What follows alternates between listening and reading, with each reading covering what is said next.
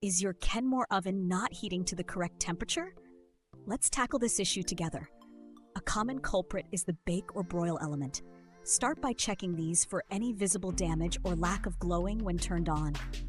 Next, test the temperature sensor using a multimeter. At room temperature, it should read around 1100 ohms. If not, consider a replacement. For those pesky calibration issues, adjust the settings in the control panel to align the oven's temperature with your needs. If you have a gas oven, inspect the igniter. It should glow and ignite.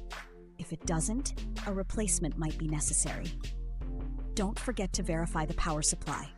Electric ovens need 240 volts, while gas ovens require proper gas flow. If everything else seems fine, the problem might lie with the control board, which could need replacing. By following these steps, you can troubleshoot your oven effectively and regain control of your cooking. And remember, for more complex issues or professional help, Vancouver Appliance Service Pros is just a call away. We're here to help you cook with confidence.